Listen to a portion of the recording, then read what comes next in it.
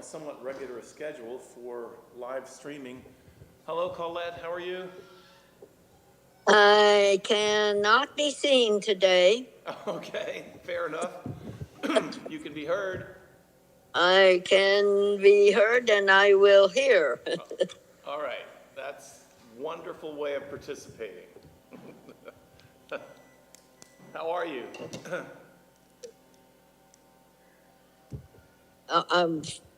I'm physically okay now, but I do have to do some things to make the house good again. Oh. Well, I was thinking about you the other day and wondered if the bears are eating your bird seed. If you, what eats bird seed? No, if the bears are bothering you. No, they did once. One did, but Hazel, my neighbor's dog and my part-time dog, came from across the street with a vengeance and loud barking, and he took off. Well, good, you got a guard. You have Yeah. a guard dog. Now we just have a deer that comes and eats the bird food, but we let him because he's very skinny and he's been ostracized and wounded by the herd. Oh. So we have taken on the care. We give him all of the bird food that we normally would spread out for the birds, but we put it all in one pile so he can one dish actually, so he can eat it all. He's just a young buck. He's got little short horns, growing a little bit, but not much. I think it's his first year for horns. So he's sort of an outcast. Yeah, he's sort of an outcast. But if I could send you a video of Hazel and the deer eating, Hazel thinks that he's just a big dog because they play. Oh, okay. The deer will chase him, and they're the same color, and the deer will chase her, and then he will turn around and chase him. Well, that's the miracle of nature, isn't it? It is. Too bad we don't know how to do that. Play nicely with others. Yes. Especially others who are different than us. Different? Right. Yes. I play nicely with all colors and all languages And all creatures. and all creatures. Yeah. Well, as right we're supposed to, I think. I don't know. I have to confess that it's weird for a pastor to say this, but I've always had a greater affinity to animals than I have to humans. I don't blame you.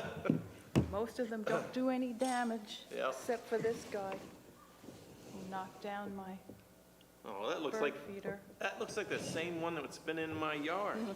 That's the little one. Oh. Wait till you see the big one. Oh. I'll show So you the Colette, big guy. Debbie's showing me pictures of the bear that's been harassing her bird feeder. Yeah. He got, Well. my neighbor got a couple of pictures of him raiding my bird feeders. He got both of them. Yeah, it's time that they're to bulk up, so better take the bird They need to go feeders. find their sleeping places. Yeah, it's time. No, they had got a couple of months more to raid our garbage, and that's the big guy. Look at that. No, just take the bird feeders down, throw the bird feed on the ground, Well, you can do that. and then the birds will pick it up. Yeah, the birds will get it, but the mice also get it, and they come in then. Yeah, yeah. It's never a good thing. Here's mine. Wait, it moves up closer, you can see him. Oh, yeah. Oh, that's a big one. Yeah. Yep. He's looking for something to eat. You leave your It was- garbage out. You got. She was sitting on her hind legs, reaching up and pulling berries off of a tree when I first saw her. But, yeah, It's a good sized bear. You figure they're pretty fat enough. Yeah. How much more can? yeah, go take a nap. Come on. I don't know. Not cold enough yet for them to No. go in. But I've had, in the spring, I've had a mother with her 1-year-old and a baby. And the baby kept coming onto the carport to get the cat's food. Aw. Well, yeah, they love cat food. Uh-huh. Yeah. Yeah. They tell And it you. was just a tiny little thing, Aw. like the bear I have on my bed, about that size. Aw. When they're cute, right? Yeah, it's just been born the winter before Oh. she come out. But he's got a big brother with her, and he's got Mama Bear with an that's the one. earring. You gotta watch out for the mamas. Yeah, she had a tag Oh, in my her ear, birdseed. but I called it her earring. Oh.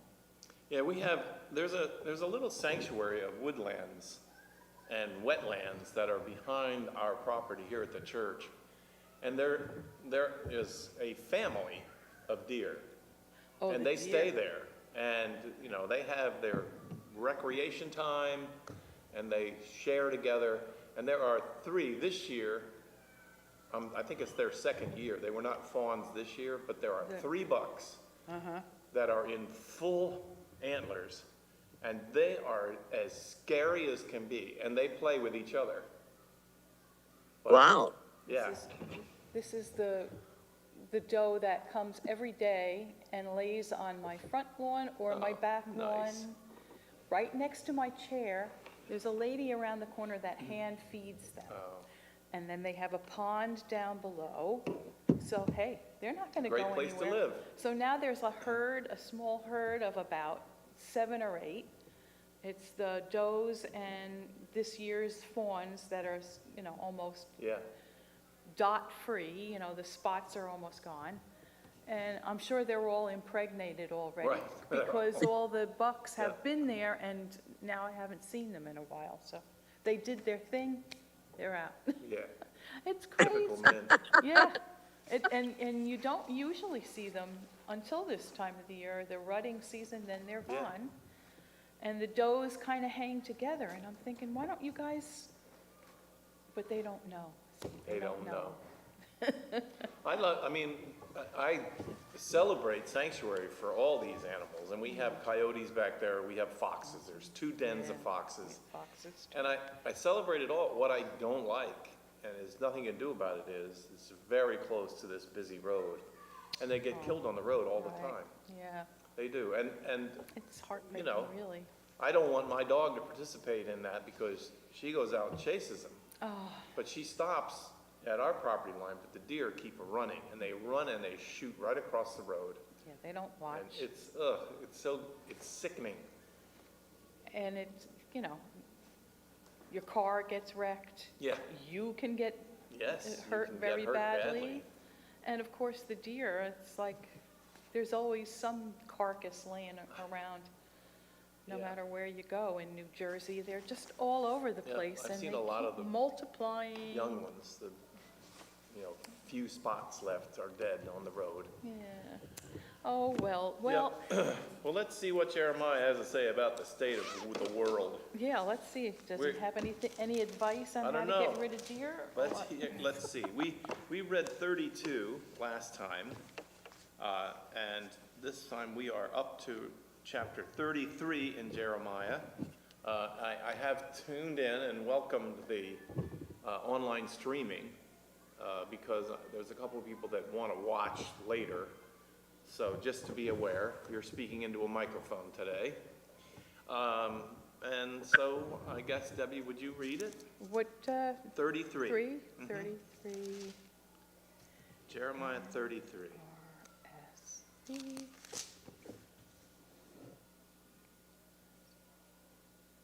Okay. Here we go. The word of the Lord came to Jeremiah a second time while he was still confined in the court of the guard.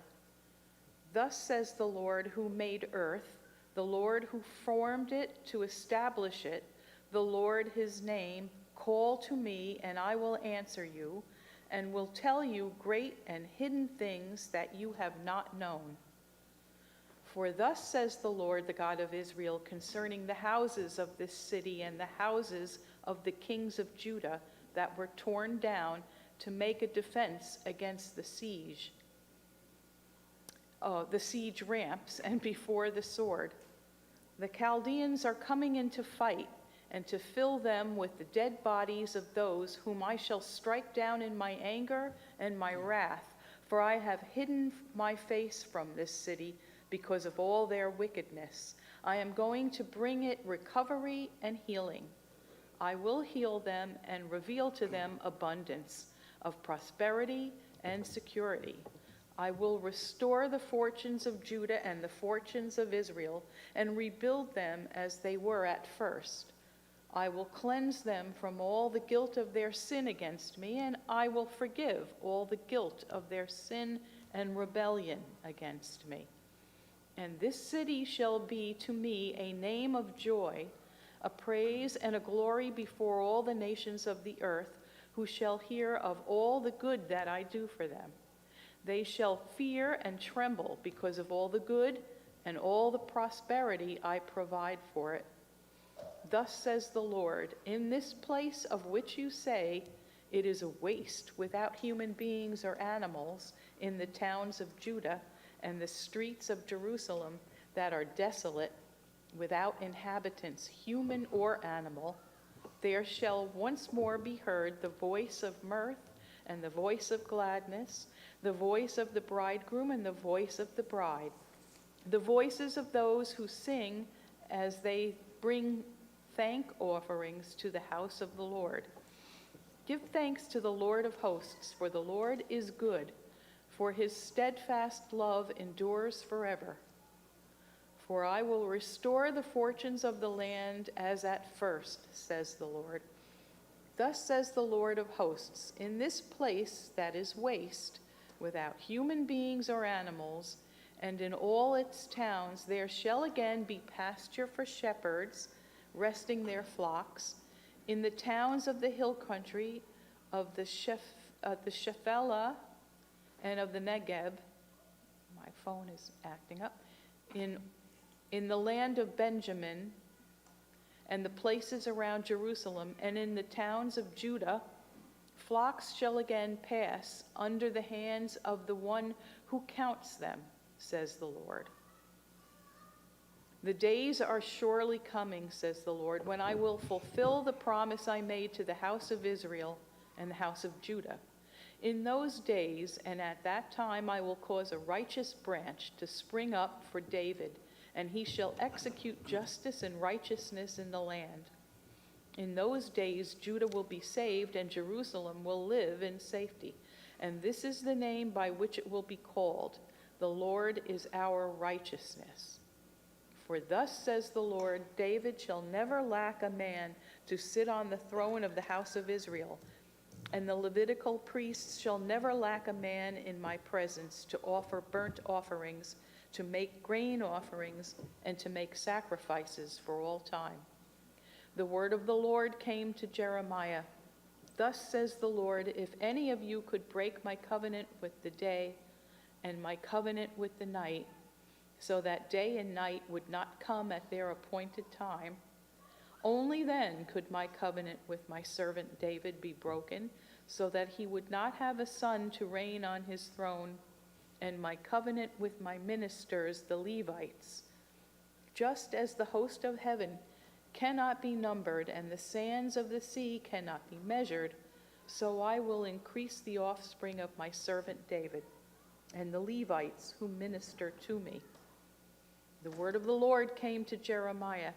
Have you not observed how these people say, the two families that the Lord chose have been rejected by him, and how they hold my people in such contempt that they no longer regard them as a nation?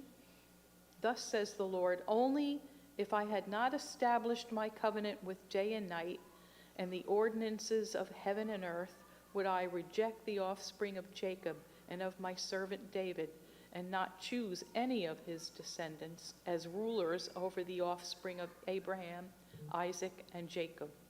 For I will restore their fortunes and will have mercy upon them. Oh, and Elaine. hello. That was 33. I guess you figured where we were reading? Yeah. Okay, good. I had a detour, and I was a little late anyway, and then I had a detour. Oh.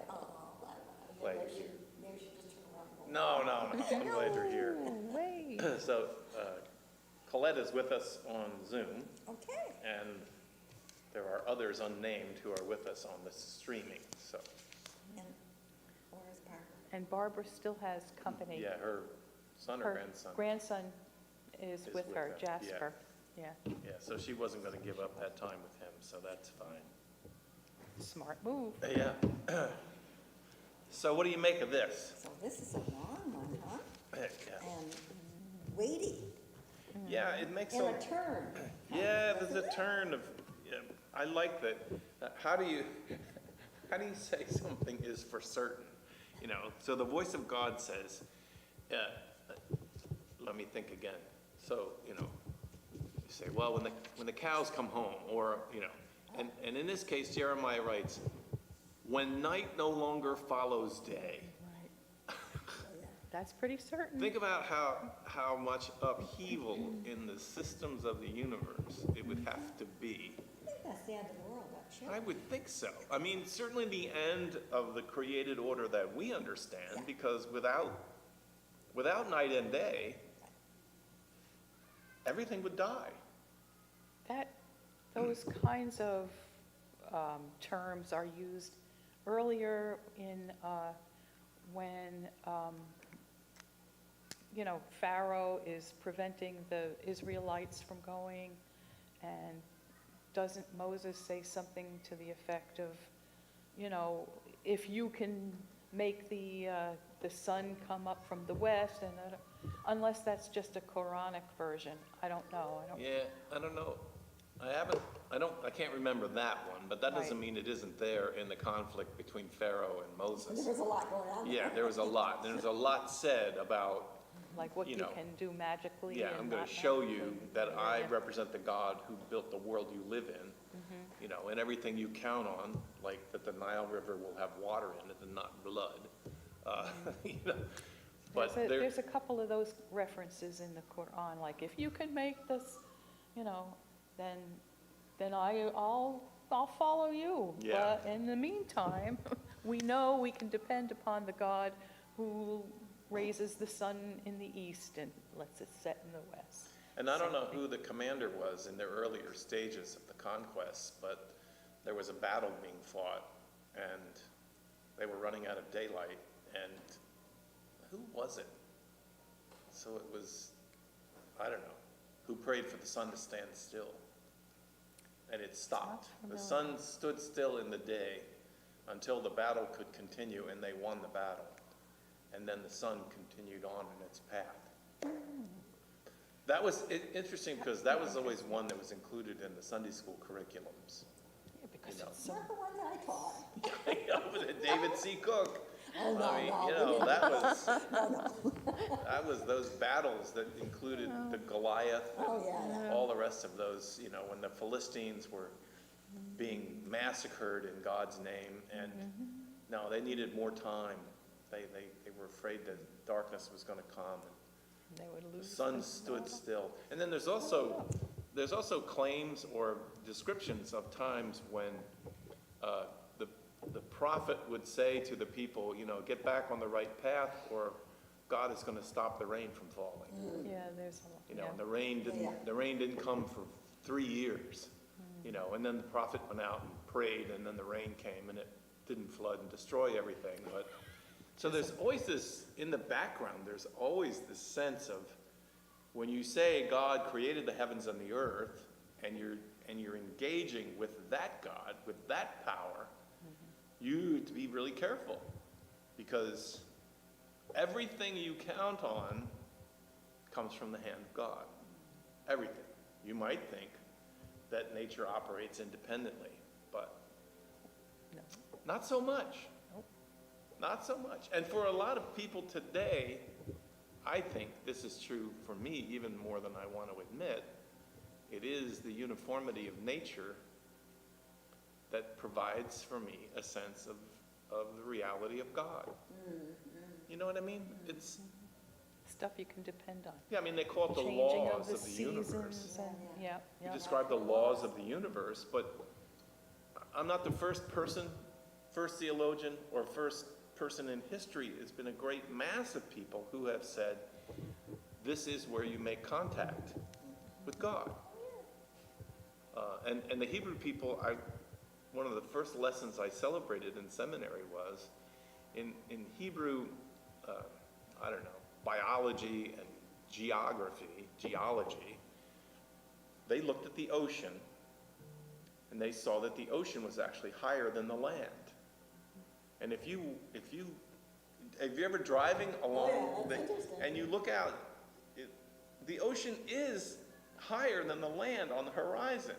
And so in the places where the ocean washed up and then washed back, they said that was the place to see God in action, because God was actually keeping the ocean from rushing over the land, Yeah. which was the visible sign of what had happened at creation when the dry land was created. That it was created because God pushed the oceans back.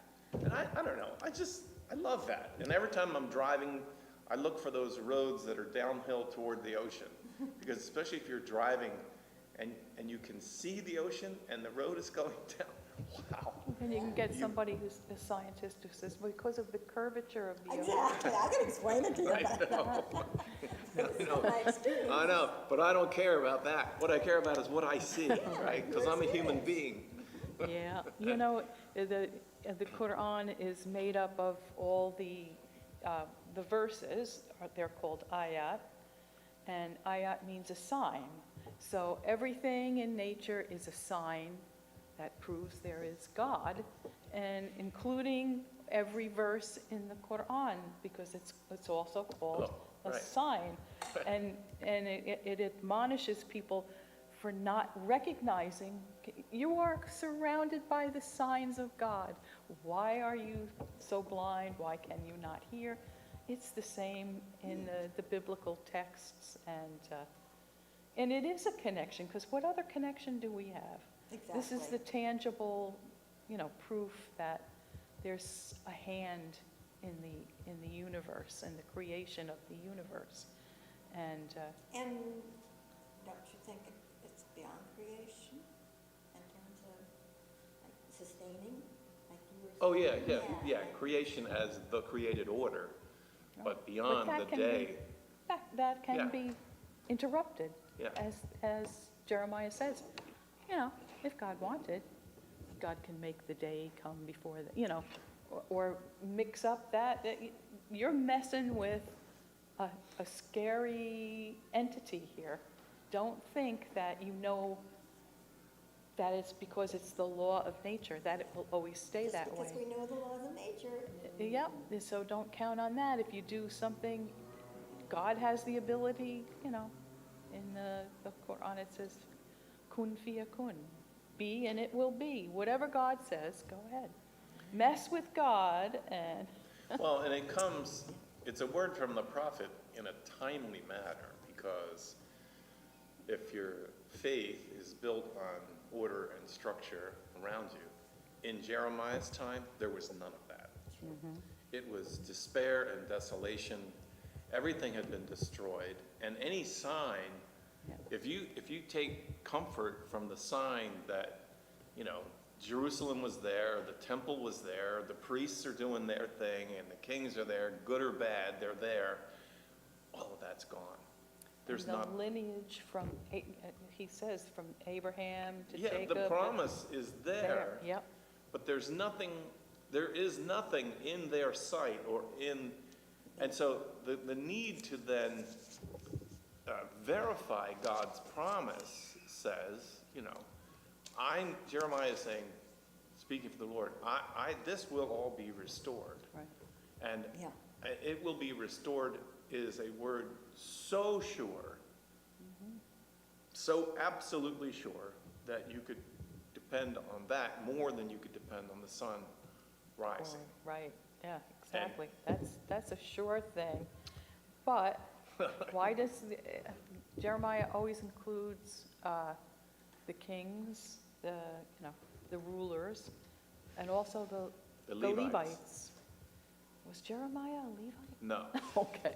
no, but, I'm wondering why he keeps but I including think, that. again, I've confessed David's not my favorite character in the Bible. So even when Jeremiah is talking about David will be on the throne again, he's just talking about the descendants of David, Right, many of whom Right. might be better than David. And also the Levitical line, he's just talking about the institutions that made life normal for you okay. will be back. There will be a king, and it will be a king who operates with God's favor. And there will be priests Yeah, Levites who minister to who me. minister, and that's all of the promise, which is things will come back to normal. Well, what does normal mean? And it's interesting that Jeremiah believes that it will be, because of the divided kingdom, that will be true both for the northern kingdom and the southern kingdom. He has this massive vision of it's going to be all right, that everything is going to be all right. And I go, Geez, okay. I wonder if Jeremiah is aware of what's happening Yeah. now. No, but I do. It's extremely relevant for me, especially What would he say? in terms of where I'm at in my fear, and in my watching of the undoing of things that have always been part of the structure of okayness for me in this country. I mean, I have been unhappy. I was a protester, young but a protester of the Vietnam War. I have seen things happening that I disagreed with, both in my own political party but I never had a sense that the structures, the ground on which we were walking, Right, was being turned over, totally shifted. and that the morning was going to bring something that no one had ever seen. And I have that feeling. I just do. You're not alone. Yeah, I know I'm not. And, I just got Laura shared it with me, one of those loops, the farmer in his field in the Midwest, and he's standing in front of his crops, and he's basically crying. Yeah, And he I is know saying, which one you're- the current economic decisions of this president have destroyed farming in this country. Destroyed it. Because we have crops we can't sell. Is that the same farmer who's, while he's speaking, they're destroying the crop, they're turning it over into the No, ground? he's just standing in front of a cornfield, and his There's combine a guy is, crying there, yeah. I mean, I poke the devil in reposting it because, my family of farmers have been, Well, I'm sure they're feeling it too. I guess, but they don't want to, they would not be happy to admit it. Are they gonna blame it on God or No, they're gonna, Trump? I don't know, they'll figure out how to blame it on Biden.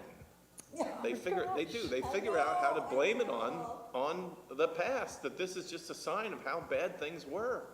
And by the way, when you go in for heart surgery, you have to be willing to have your chest cracked open. It's sort of like, Why do we need heart surgery? yeah, why? Like, We weren't that bad. no, We're not. no, listen, and life for farmers, the farmers in my family have given up dairy, so they don't have dairy. They are dependent 100% on grains. And there's soybeans, and there's oats, and there's wheat, and all of it, and corn. But it, again, I always like to remind people, it's that corn you can't eat, Right, feed corn, you know? yeah. So it's corn That's- powder. That actually is more lucrative. Oh, to yeah. grow, yeah, It's terribly, and sellable around the world. it's terribly unhealthy. Yeah, yeah. Good for cows. Actually, it's not really good for We eat cows. the cows. That's right. It's And the same. corn-fed cows are not as, grass-fed cows No, are what you pay grass-fed, extra right? That's for. what you want, right?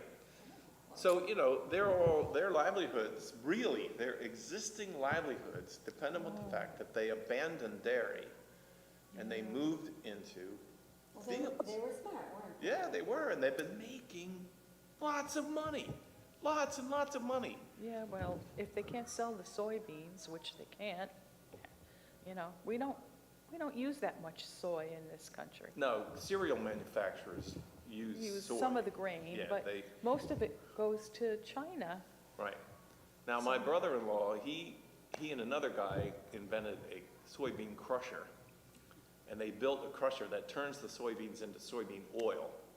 And they sell it to road departments throughout. Oh, And that's- instead of putting, Actually, that's pretty clever. it is clever, and it's Yeah. environmentally wonderful because Right. instead of putting Petroleum. petroleum-based to keep dust down in rural areas, Right, they have these trucks that will spread this oil, and it stays forever. Like you Really? treat the dusty road in the beginning, and you know where else they're using it? In the horse tracks, in the Okay. racetracks. They're buying it. Like my brother-in-law called me up and he wanted to know, can I pull a trailer on the turnpike? I'm like, I don't know, but he was pulling with his big truck, a big tanker trailer behind him to a contract that they had to the racetrack up in New York. Now, that's creative, it is. but that's 5%. Right, it's not gonna Of be their- every soy farmer. No. But, And the productivity for the land in Lancaster is one of the most fertile. It's an amazing soil. And so when they plant soybeans there, the productivity of the soybeans is phenomenal. So they're gonna have, a good business. Plenty of yeah. help. And they yeah. already have the equipment that everybody else would have to Right. buy. So if you get in at the bottom, you can sell the equipment too, and get the patent on it. Well, and Clever. he and my sister are, they're business people too. So years ago, they sell their grain on the futures market. So they'll do contracts to produce, they're in the market that way. And he was unhappy with the fluctuation of the market. So what he did, he's like the guy in the biblical parable who built his bigger barns. I'm sure. So he put these grain storage tanks on his farm, which are massive. And they have dryers in them and everything. And what he can do is, he can fight the market. So when the market goes low, like now, He can and there's no hold back. demand, he Right. holds on to it. Right. So they will survive on an optimism that says, like the president currently says, hold on, it's gonna get better, we'll strike a deal. It's gonna be best ever. I know, we'll strike a deal and you'll be making more money than you have any. So- You're gonna win so much, you're gonna be tired of winning. We're all tired of winning. So how is that not what Jeremiah is saying, God is saying, it's like, it's Well, bad, but But hold on, yeah, because it's gonna get better. change. And I wanna go, When, How not bad- in my lifetime. how bad does it have to get? Because it's Right. bad, it's Right. bad, and, Yeah. I understand making room. I was thinking about this when I was Oh, reading sorry. this yesterday. It was infuriating to me, although sometimes felt more true than I wanted it to be, that, the anniversary of September 11th is coming up tomorrow. And one of the big counter stories about the attack on the World Trade Center and the economic engine of the Western world was that the whole institution is abusive. It's abusive of people in the world. And so those that got motivated or got, I think that the people that were, what do they call that when you get cranked up? The terrorists, when the terrorists are energized in these activities. It may have been religion, but I think mostly it was a feeling that they had seen their families murdered, and they have seen, they've seen the destruction of the military economic enterprise which is ruling the world, and still is today. It still is. And so, as much as I grieved the loss and didn't agree with listening to, well, America needs to, I was not in favor of that. But I want to say, I think part of what Jeremiah is saying is, look, you can't just live and do whatever you want to whoever you want to in the world for your own gain, and not think that the God who made the heavens and the earth is just going to go, oh, Yeah, that's all right. okay, I'm happy for you. All And I feel like we need, as much as we don't like the idea of the punishing God, I think we need to hold on to some of that. Hold on to the fear, if you will, of an accountability that will come that says, if you build your empire on the abuse and the neglect of other human beings, you will not endure. Yeah, and wake up. Don't let your rulers tell you, oh, well, while we're benefiting as a colonial power, we're also helping all these other poor people around the world who, evidently needed to come out of the darkness and into the light. And, if they spin that enough, you start to believe it. You don't feel like you're doing anything wrong until the people who are being abused and robbed and cheated and, come out When they rise and use up. their voice. Yeah. Right. Or their ammunition or Right, their weapons. The weapons are available around the world thanks to us. Yeah, exactly, exactly. And then, then we can divert attention by making it something else that it really isn't about, like religion. Right. Or some other, take your pick. You spin it whatever way you want to do it. And my favorite sort of, this can't really be happening, is in the world of awareness of the economic balance, that first world countries are putting enormous pressure on third world countries to respect environmental issues. Yeah. It's so hypocritical, it's unbelievable. Are you kidding me? Right. Are you kidding me?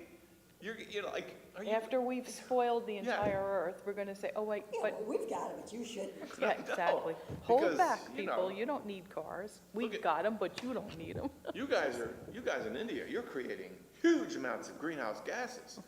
And as And they actually, develop. they are, but. I know, But it's such, nothing, it's no. And hypocritical. you have to develop in a different way. Right, And you have to use what we know about environmental, protections as you develop, even though it costs you more money, takes more time. But by the way, we're going to cancel all of our current concerns and renegotiate with the oil companies to get back on track for productivity for America. and we have never stopped paying them, even in years when we just cut back a little. We never stopped giving them big, Contracts, bonuses, contracts, whatever, because we're hypocrites, because we know that we really can't do without them in the short run, so just keep it going, we hedge Well, now bets, it's and not even just the short run. now it seems like it's a thing for forever. Yeah, it is. And the language that's used, like, well, oil independence. Oh, what? Oil independence, we want to be independent because we learned, right back when Jimmy Carter was president, we learned that, boy, we could not rely on OPEC. I mean, watch out, because But then we became the world's biggest We- producer, we and we are. still are not, satisfied with that. We've got to drill, baby, drill. yeah, Isn't we that still want to go to Alaska. their and, anthem, yeah, their- I know, it's- the mantra of the Yeah. MAGA people? Well, I'm Oh, holding on to the word restore. yes. that would be nice. But restore to what? Because Jeremiah doesn't, did he say to where, the only specific he gave about that was to where things used to be, or something like that? Yeah, the There days are was- coming when I will fulfill the promises I made. Those days I will cause righteous branch to spring up for David. But he says, but they will execute justice Yeah, and they're- righteousness in the land. Exactly. I don't remember David doing that, much of that. Well, he doesn't say he will restore it. He just says when he restores David, Oh, that this new line of David will execute justice and righteousness in the land. And Judah will be saved and Jerusalem will live in safety. Yeah. it'd be nice if Jeremiah extended that to everybody else around. The name by too. which it will be called. And The he Lord doesn't- is our righteousness. I wonder what that name is. Exactly. What is the that? Hebrew for I righteousness? don't know. There's no footnote on it even. God's righteousness. There's no footnote in mine, too, No. either, so His name shall be called the we Lord need is a our Hebrew righteousness. scholar. That's a Yeah, I don't mouthful, know. but- Be interesting to know what is this name that God shall be called by. Maybe I can try and The Google protector it. of the weak. It's the United States, that's what it's, you know. And these kinds of visions of Jeremiah are where Christian theologians went back and tried to fit Jesus in. Oh, yeah. You know, that's why Well, it's so important that Jesus was a descendant of the line of David, and that he also was a priest after the line of Melchizedek, you know, and that Jesus somehow fit the mold, you know, the jigsaw puzzle that had an opening in it, Jesus and their understanding of Jesus snaps right in there. And But isn't it all symbolic anyway? I think so. I mean, you know, when you start putting it into like concrete terms or whatever, then it's a mess. It is. And But it's if also, you can think about sort of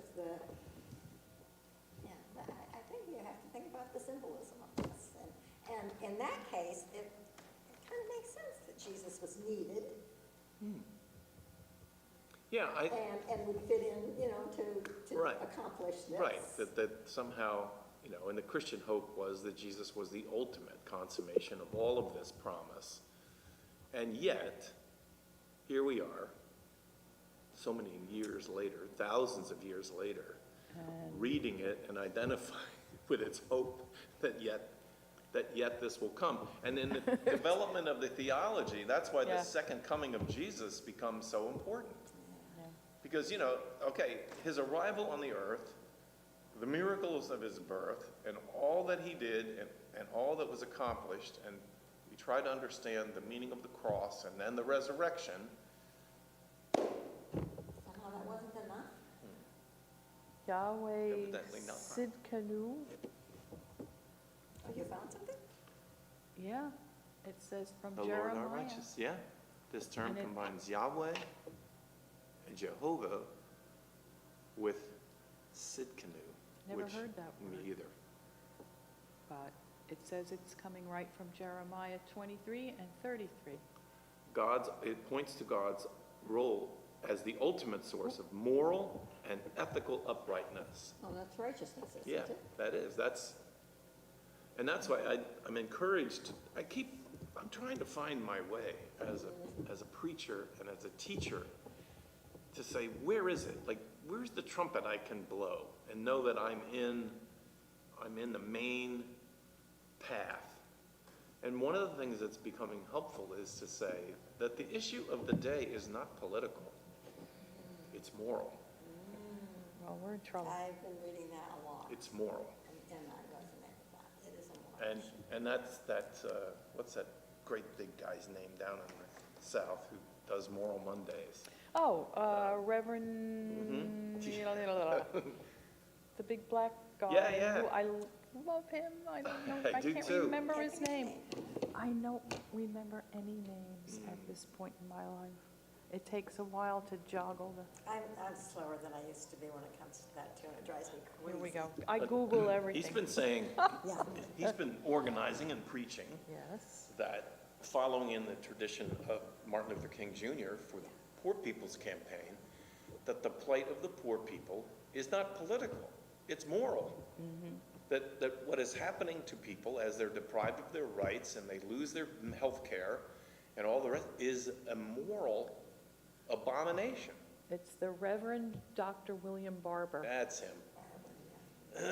He's saying the same things as Bernie Sanders is saying, but Bernie's not a man of the cloth. Right, he's But not. they're saying essentially Yes. the same thing, that this is immoral, what's happening in this country. What does it take?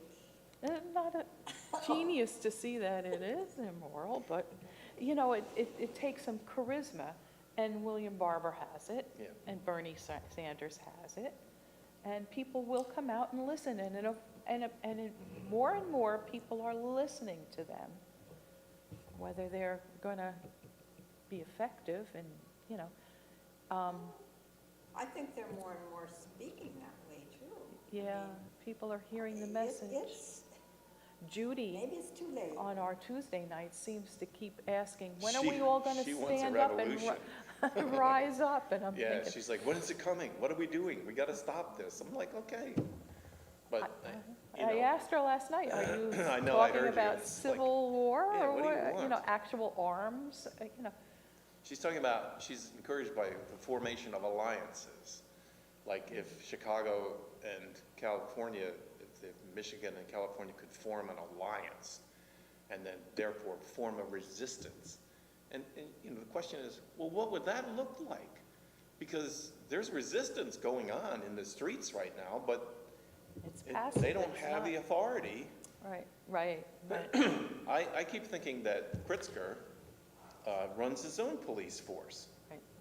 And Well, he the breakdown of the Union of the United States will come when governors call their own military to defend themselves against the national government. I don't like to see that. That's Armageddon. I mean, that's, Oh my God. Yeah, I agree with you. Oh, God, that is horrible. Yeah, it's a horrible thought. And I hope it doesn't ever get to that. no. But so far, the lower courts are holding the line. It's when they get to those Right. those 6 in, you know, in the Supreme Court that they get shot down. And eventually, the Supreme Court knows it's going to come because they're doing those shadow dockets. They don't Yeah. have to explain. No. It's like well, hold on for a little bit. But I think when they revisit, if they're really going to be honest with themselves, to stick to the Constitution, they're going to have to go with the lower court rulings, which have been more or less sticking with the Constitution. That will be the only thing that will save us from an armed conflict, I think. I don't know. I know this will sound like heresy. I've only ever spoken it out loud right here, right now. Hello? I think it's time to abandon the Constitution. Well, they Because, have already. I know, but I'm saying, I agree, because the Constitution has proved insufficient. It has proved insufficient, and that's why the William Barber is actually appealing to a higher order. He is appealing to the inexorable laws of morality Right. in the world, not just in this country, Not just Christian. and not just Christian morality, a morality to which everyone, because you're human.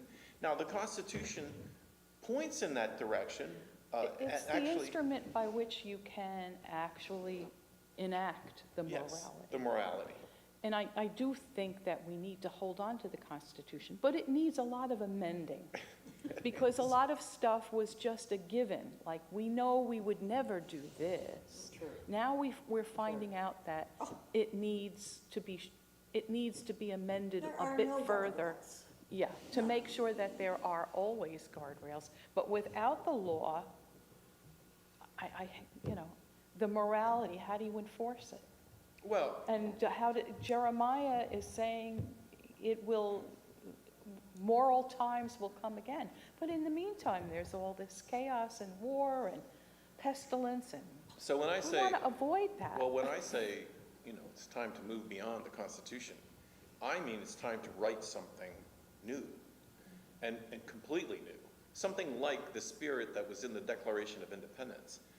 In the preamble, there is an appeal made to the moral order of the universe, which says, when in the course of human history, these incidents take place, then it is not just the right to, but the duty of human beings to step forward and to empower the morality of God in the world. Right.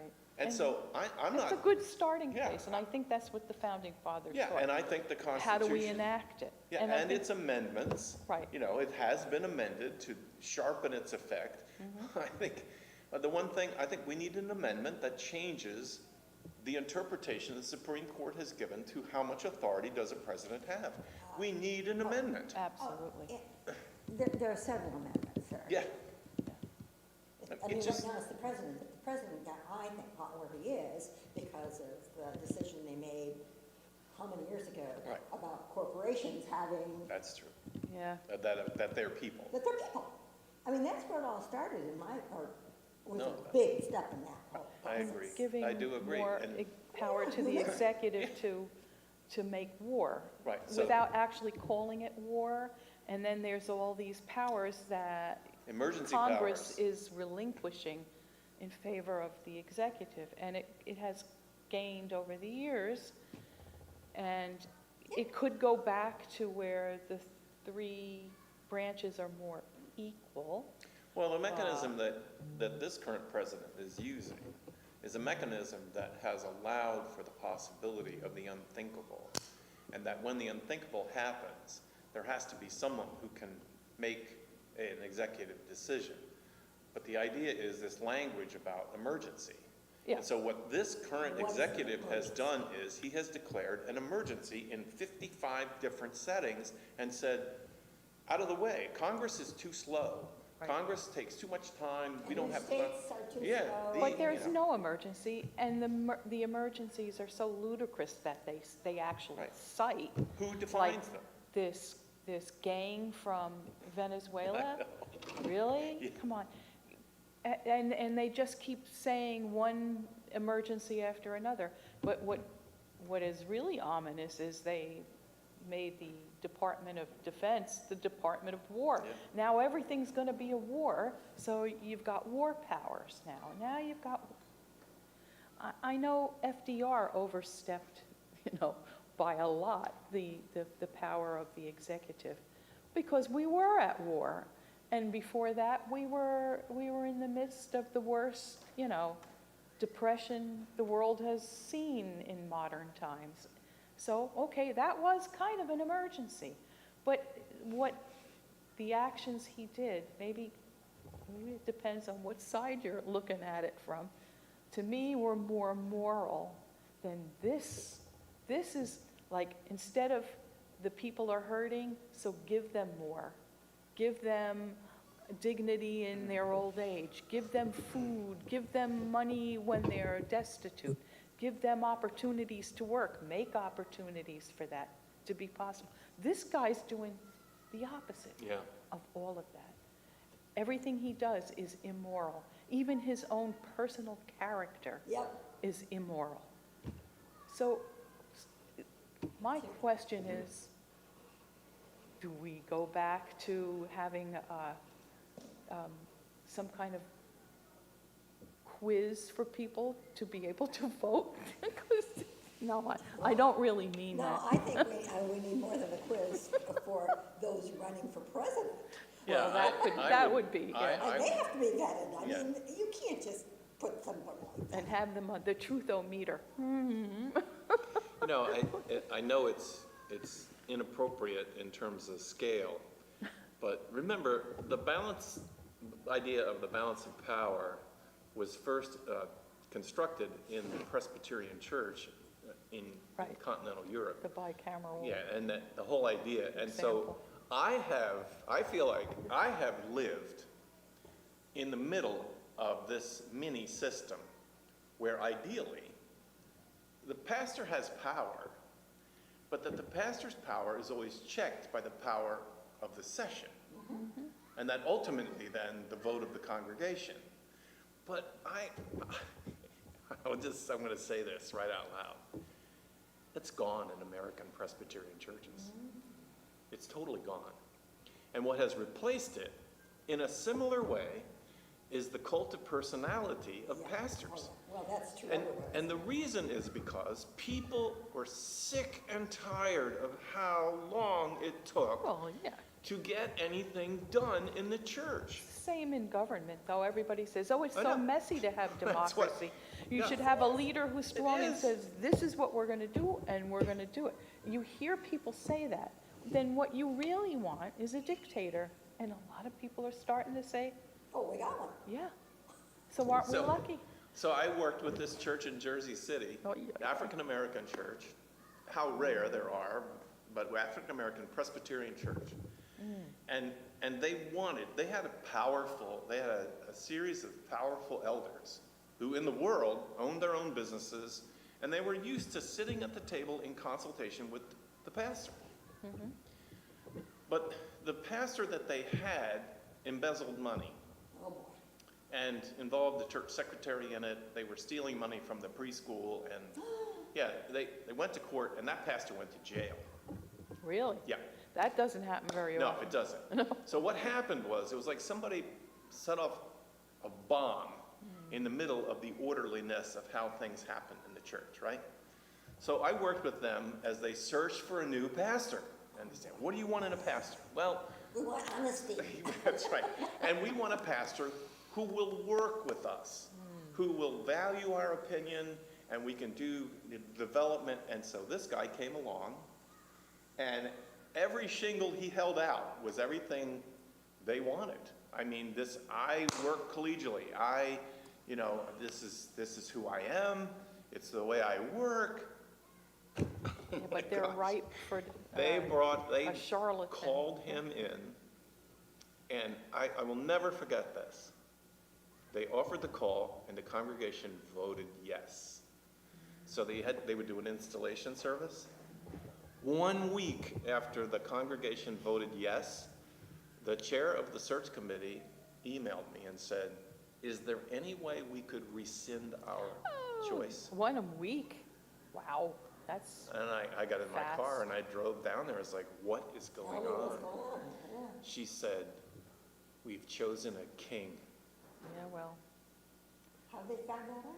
Because the first thing that happened was he arrives and he walks into the lobby of the church and he says, this carpet needs to be replaced. there you go. And First he thing.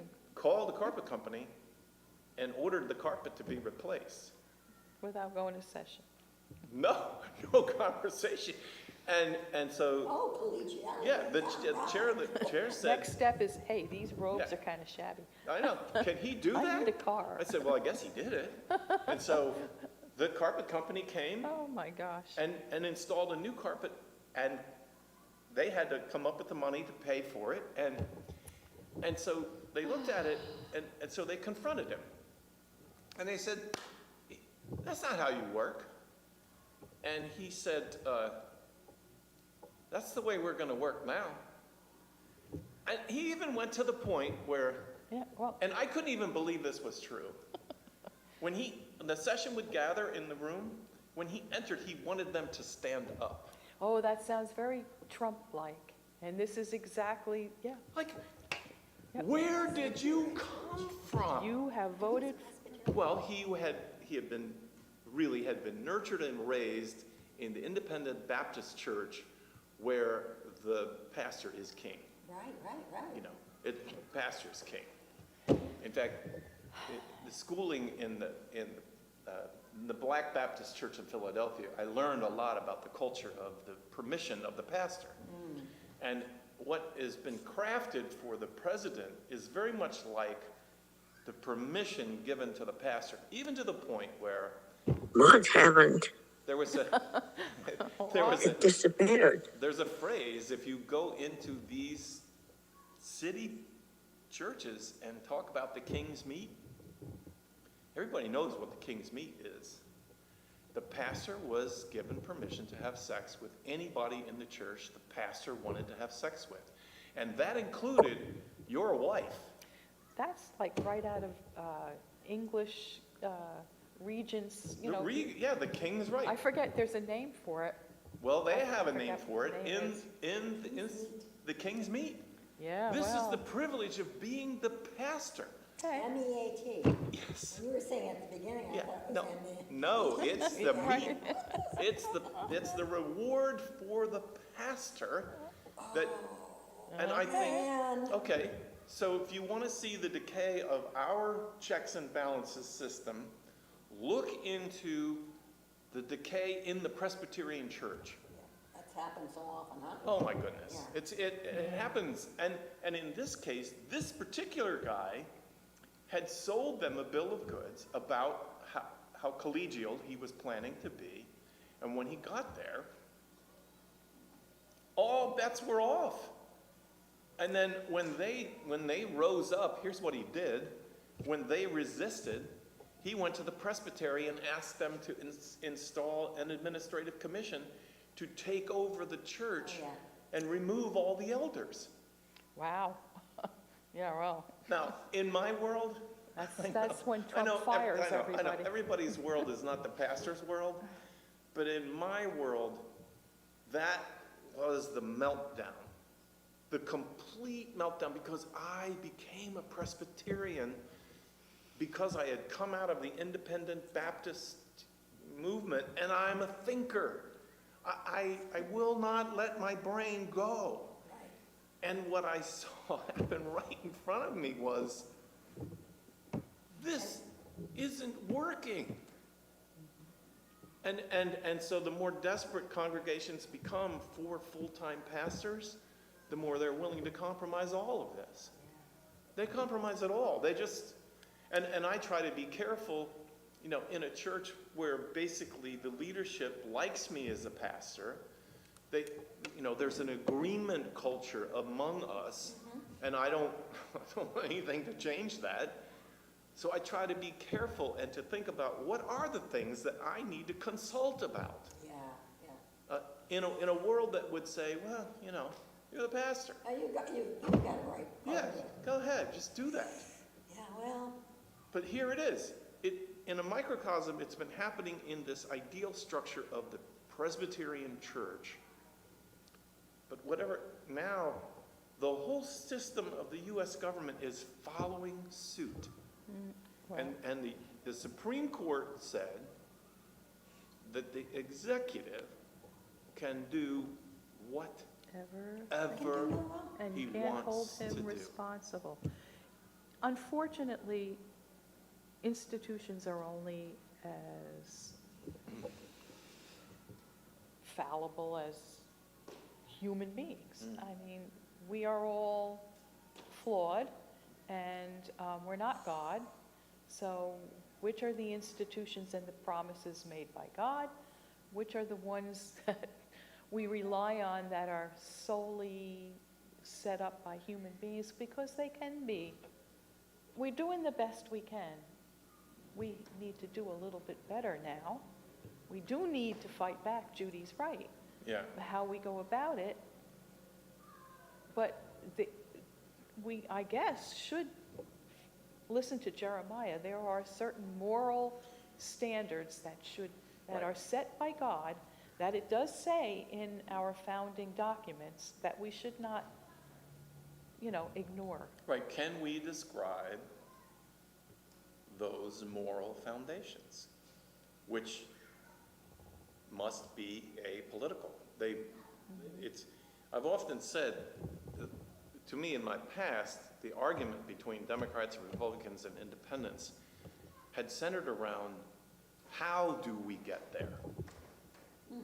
How do we get there? Republicans with their small government idea thought this was going to create a better society of participation.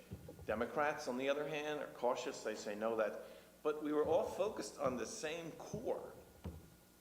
sort of the end result. The end result, and you could argue, or you could call into debate to say, I don't, look at what's happening. Your pathway that you've laid out is not leading to a more moral posture. It's not, and that should be, I hate to use this word anymore, trump That should be the trump card. Right. That says, okay, your process is actually leading to immoral conditions and immoral actions on our part. And there's no better figurehead for immorality than this amoral Trump at at the top of everything. Look the word immoral up in the dictionary, and his picture There's a will be picture there. He's defined it. He has set the limits of every, well, maybe not even set the limits. We don't know. No. I mean, he's only what? He's not even 1 year in, and he's got three And and I some am odd. convinced it's his friendship with Stephen Miller. Well, he Stephen Miller is speaking Let's into face his ear. Trump is really dumb. He's just a dumb person. Yeah. But he's got a lot of folks who are power hungry, who know better than to stick their necks out and be the head honcho. They'll work behind the scenes to get what the name of that thing where the Lord gets to sleep with all the prospective brides before their Oh, yeah, the wedding king's night. right. Yeah, it's called droit de seigneur. It's the right of the Lord. Yeah.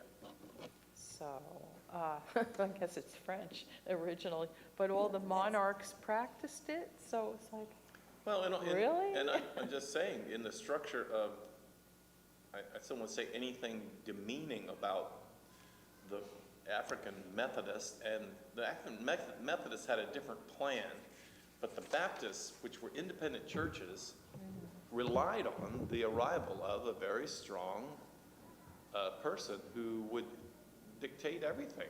well, isn't that like all the evangelical churches? They don't really have a book of order No. to go back to say, you really can't do this. This is not, the way you should set up your church Yeah, and governance. you won't feel, behind the scenes in the United States, church, in order to be a nonprofit, has to have a board. But you won't feel the presence of the board generally, and if there's embezzlement money, or if there is outright multiple affairs on the part of the pastor, then you'll see that the pastor that looked like the king did have accountability. And some of the really, really big, trying to think of the name of that one big church 2 years ago that, was on the way to building a new universe. And then they discovered the guy that was their pastor had like 15 relationships going on at the same time. And then half the board didn't care. Half the board said, what are you going to do, ruin our church? And so they had to appeal. The board went out to another independent evangelical large church and said, please come in and find out what's going on here. And so they suspended the pastor for a while. But he was ready to come right back in and say, look, I'm the pastor. They don't do things decently and in order. No. And compare that with the First Presbyterian Church of Charlotte. I'm a member of a website on Facebook called Happy to be a Presbyterian. And they reported that the pastor of the First Pres in Charlotte, that's a big church, I've been in that church, was just recently defrocked. They took his ordination away. They ended his pension. They kicked him to the street because he's a father of 4 kids, married, and it turns out he was sustaining 4 extramarital relationships, not in the church, which is unusual. Yeah, that is. But he Not was the choir director. right, not the choir director. That's right, not the secretary. Right. But he had these 4 independent, separate relationships going on, and they took him to court because in the end he was using money from the church. Say there had to be money Yeah, involved. there was money involved. So the combination was deadly. Yeah, it was deadly. Human beings mess up, but when you mess up that royally and you have promised, you are supposedly in an institution where morality should be supreme. Yeah. And then to do that is just such a betrayal of the people's trust. I really think that men are so susceptible, apparently, to this whole power thing. say it. Not these You can women say very it. much at all, it's the men who are like that. Right. I mean, I'm sure there's some embezzling women, I'm not, but, Yeah, but yeah, yeah. the whole package, that's just so typical of a We man haven't who been- has power. We haven't been given the chance yet. Let us get going here. No, no. But, I you mean, know, I would say, I'm not trying to defend what you say. I think males in particular, partly because of testosterone. the culture that has been created around males. They're nurtured Probably. to it, they're encouraged by it. But I think I have certainly I know females that are as autocratic and as dictatorial and as punishing as men can be. But they have that power, but they don't use it in that same way, You mean for sex? for sex and embezzlement and that Oh, whole. for that, yeah, You know, I can do whatever, right. I haven't seen that happen. Yeah, I think Probably that's I think that's most people's impression. I think, Maybe it's more subtle. with the- see it as a confession of my own life. I just think men don't know what to do with their sex drive. Oh, it could be it. Too This much is a nice- testosterone. I mean, I just, You know those It's so videos you see about, where the Oh. reporter goes and he's talking to the MAGA people. They're all dressed up in the American flags and all this jazz with the MAGA hats and everything. There's so many of them that after a while it's like, okay, I can't watch this. You're going down this rabbit hole. But he asks this woman who's all decked out why, this was at the last election, why you couldn't vote for a woman for president. And she said, because women work on hormones. And can you imagine? We have too many hormones, as if men don't have hormones. We have too many hormones and we'll be in a war in about 10 minutes. And so the reporter goes, and how many wars in the history of the world have been instigated by women? And she's like, oh, pretty much none. I can't think of one. What? Margaret Thatcher went to war in the Falkland Islands. She did. You're right. You're right. And I'm sure in antiquity, there might have been Well, there were great warriors in large nations who were women. there were. Deborah's in the Bible. Yeah, Deborah. But I don't know if she started the war, she was sustaining it. And what about the Peloponnesian Wars? Wasn't that instigated by the love of, what's her dude?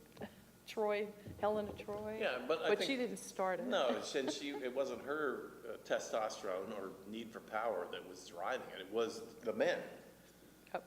But I just think we haven't, in our, we all trace a particular history. We don't see our history intertwined too much with the warlords of Africa. We don't. European diaspora history has been a story of the men. And if you're just looking at U.S. history, how many women have had the chance to be the leader In the to position declare to- war? Yeah. None. It's just not. And that shut that woman up. She was like, and that's when you go back to do we need a test to be able to vote? Do we? And how do you protect yourself against, again, this is just dredging up old history, but how do you protect yourself against, the second George Bush going to war to vindicate his father's Right. failure? Right. How do you, it was as plain as the nose on my face. You could Right. see what it was. Oh, yeah. It had nothing to do with weapons of mass destruction. We don't like It had to do with Saddam. saving face and let's go finish the job that Dad didn't finish. And I just read that book, The Mission, and it goes back to the Bush, regime. And the idea was, CIA, find me something. Yeah. Not, there's something, Right. and we need to No, do just find. something about. Find something specific so I can do that, Have a reason. because that's what I want to do. And and one after the other, they're saying, we all knew this was bogus, we all knew this was ridiculous. Even then, they knew, except for the guy who had to stand up there and say, what's his Yeah, name? what was his name? General. Yeah, what was it? The African-American guy? Yeah, they Who- threw him, His face went in. and they said he really didn't know. No, they But lied to him, and he knew believed it. shortly after. Yes, Yeah. but it was too late then. But he couldn't say, oh, I shouldn't have said that. Oops, But they all knew. They all knew. The guy, I can't think of who was sitting behind him, head of the CIA. He's back there like this. He knew. Yeah. This was bullshit. But then it just carries on, because right up, this book takes you right up to modern, to now, and all the crap that the Trump people, they know it's all crap. It's bullshit. And even the people who peddle the bullshit finally, like, look at Bill Barr. He finally said, enough. This is all bullshit. I can't do this. But by the time he does it, he's no longer in It's too power. late. And it's He's too lost late. whatever influence he was going to have, Right. so he's no influence. And that's good for Trump, because he'll just replace you with somebody worse. Yeah. Because He is good. he was Very horrible. good at that. He is. Finding someone worse. He's done it all along, and every time somebody resigns or has the temerity to disagree with him, he finds somebody worse to replace you with. The most sickening thing is to watch his cabinet meetings and Oh, I know. I've only seen a couple, but it was like, this can't be real. The How are you- society of sycophants. how was he getting all those billionaires to sit there the other day? All the tech folks who sat there and did the same thing. Because Trump hates regulation. Well, The yeah, promise to but remove regulation. is I mean, tempting enough for corporations- them to say, without your leadership, oh, great one, we... Regulations cost money, and they provide safety for the population, but they provide expense and aggravation for corporations, no matter what the business is that they're in. Yeah. It is. It's show me- disgusting. Show me a way Excuse me. around the regulations, because it cuts into my profits. Yeah, I just don't have enough One last billions. shot for me. I know, Exactly. That's right. Oh, my God. And enough is never enough. No, it's never. I want to have as much as Jamie Dimon, or I want to have as much as, the Tesla guy. That's how much I want. It's just, How much is enough? I don't know. But I want more. Oh, it's You know, horrible. It's really, But it's It's really a humiliating to do that. How many people, can't they resist and say, no, I won't humiliate myself that way, and tell you that you're wonderful when you're as thick as a brick and a disgusting human being? It would be wonderful. There's a, what is it called? Some kind of potion. I forget the name of it now. My granddaughter would be like, Nana, you forgot. In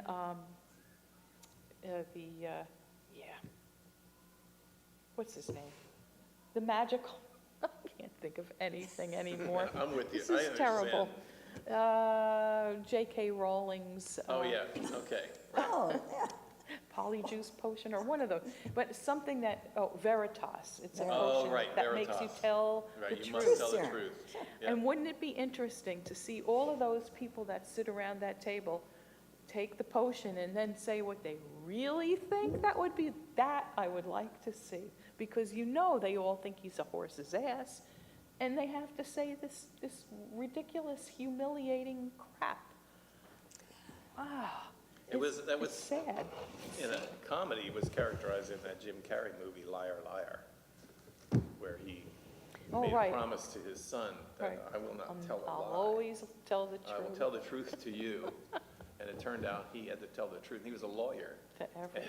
Yes, right. He goes into his law firm and tells the truth. He tells the truth Yeah, that it's he's not even invited to tell. Like, Right. he walks into the elevator and one of the guys that's there, he just looks over at him and goes, your hair is horrible. I need to watch this. Oh, It you sounds do. good. And it was funny, I had this sort of club of associate pastors. And associate pastors have a unique bond because we have to live in the light of what are the lies of the senior pastor. And you have to be loyal, there's loyalty engendered. And so there were 9 of us, and we went together on a matinee in the afternoon. We watched Liar, Liar. Oh, come on. It was. You're brave, all of you going It was to a good see it. lesson for Yeah, us. yeah. And how important the truth is and how hard it is to hold your Right. breath. And say how what you need to embarrassing say. it Oh, can be if you're embarrassing. completely And, honest. and he would try, he would be like, you know, like, oh my gosh. He went in the man. bathroom and tried to knock himself out so he didn't have to tell the truth in court.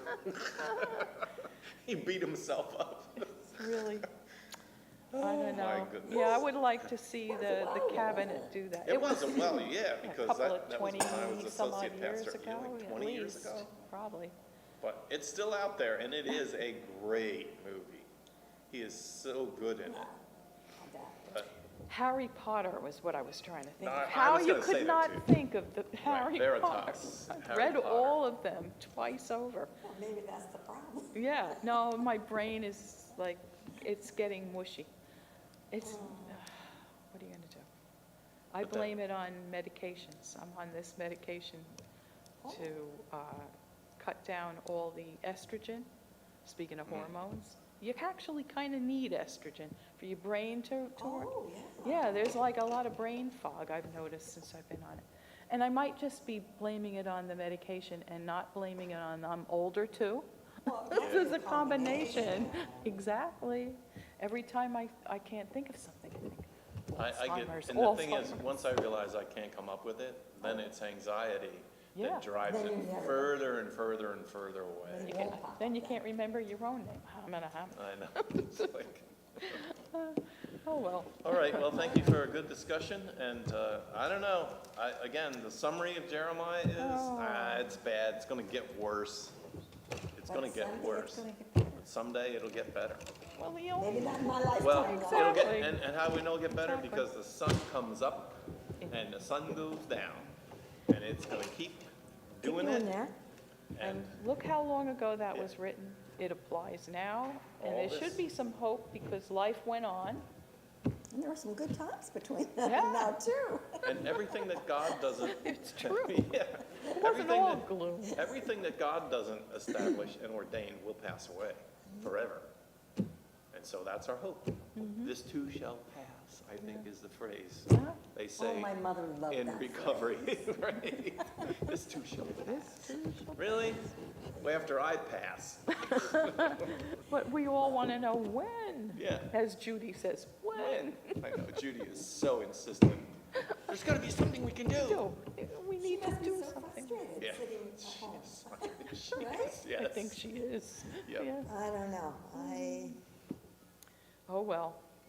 All right, well, thank you for being part of this today. Thank you. Yep. And thank you to those of you And who may have Colette, I listened in. guess, has gone. 'cause Yes, she's gone. She goes to that other the class. Other Bible study. And to those of you watching online, if we've offended you, Too oh bad. well. I'm starting to say too bad. We didn't, you know, Is it still going? yeah. I'm sure people will be reporting you. There are too many other things going on I have to worry about to that. zero in on. I remember during the Vietnam demonstration,